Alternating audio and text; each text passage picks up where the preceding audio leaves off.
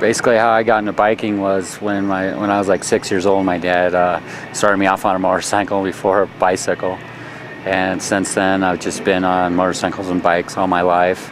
I came to Keystone in 1989 and worked for different departments throughout the resort. And in about 1993, I started helping with the bike trail system here, and from then on, I just kind of took over.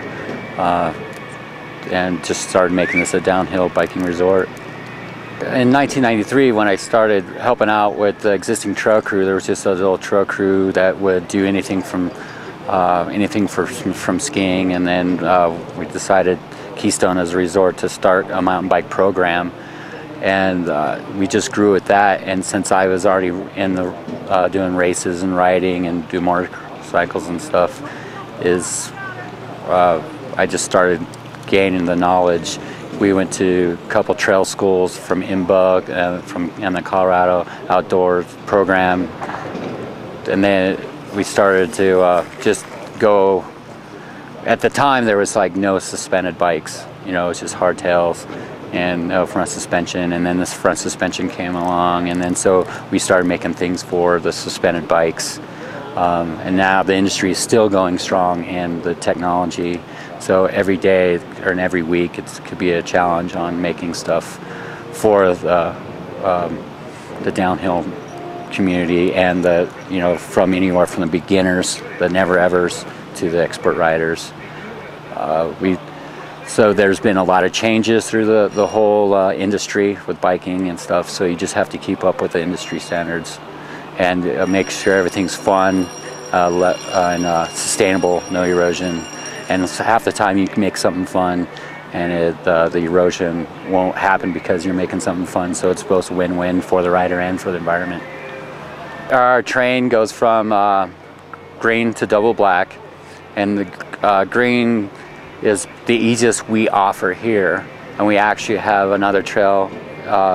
We're going to try to get it approved in the next 2 years. That will take over for Jackstraw Road, which will be like 4 to 5 feet wide, really ADA conscious. But until then, we still have some green single track. It's not made for everyone. You need at least some kind of suspension on a mountain bike. But as a beginner, you could go rent that from the village. I don't race anymore. I'm getting to the point where, when you race, you have to really put in your whole life efforts and stuff into how you eat, you sleep, you drink, and sometimes after a while it gets to you. So some of my guys do compete in some of the smaller events around Colorado. We just have a regular, we have a trail crew. We're all medically qualified to respond to anything that happens on the mountain. So we're basically like ski patrol on bikes. But we don't really have a team per se, but I think we're a team in general, just for how we work together and how we try to keep this bike park running.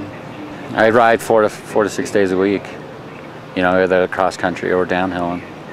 I like the free spirit, especially up here in the mountains where you can get away and just find new trails and, ride your favorite trails over and over. And it's very, clearing your mind is basically what it is, and having fun at the same time. With downhill, and you get the adrenaline, and going uphill, you get the endorphin high. And if you mix them both in one day, then you got both the best worlds.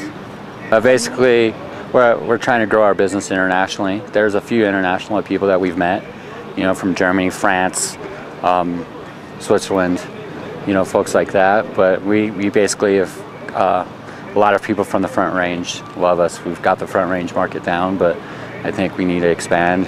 There's people from Texas, Florida, Chicago, New Mexico, Boston, New York. People that I've met over and over and over. That's what the people are from that come here every year.